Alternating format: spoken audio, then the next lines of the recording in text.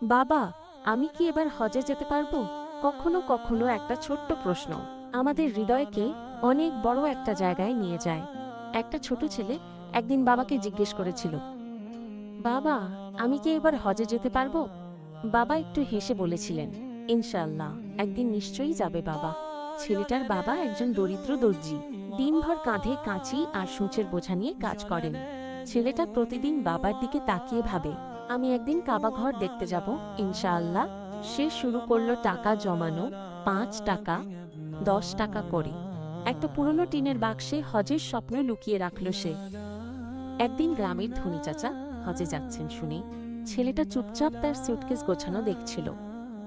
ধীরে ধীরে কাছে গিয়ে বলল, চাচা, আপনি কাবা দেখতে গেলে আমার নামটা মনে রাখবেন তো?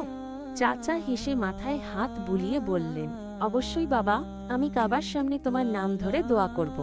চাচা যখন কাবার সামনে দাঁড়িয়েছিলেন, তিনি হাত তুলে বলেছিলেন, হে আল্লাহ, এই ছোট্ট ছেলেটাকেও একদিন তোমার ঘরে ডেকে নাও। হজ থেকে ফিরে এসে চাচা ছেলেটার হাতে একটা কাপড় মোড়া উপহার দিলেন। ভেতরে ছিল মক্কার মাটি, একটা ছোট তাসবিহ আর একটা চিঠি। চিঠিতে লেখা ছিল, হজ শুধু টাকার জন্য নয়, যার মনে আল্লাহর প্রতি ভালোবাসা তাকেই আল্লাহ ডাকেন।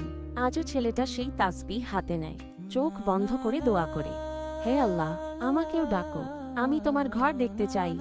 হজ কখনো শুধু একটি সফর নয়, এটি একটি আত্মার যাত্রা, একটি ভালোবাসা, একটি উত্তর পাওয়া। আল্লাহ যেন আমাদের সবাইকে কাবা ঘরের দাওয়াত দেন। আমি এই ছোট্ট কিন্তু হৃদয় ছোঁয়া গল্পটি যদি আপনার ভালো লেগে থাকে, তাহলে দয়া করে লাইক দিন, কমেন্ট করুন, আর অবশ্যই চ্যানেলটি সাবস্ক্রাইব করুন।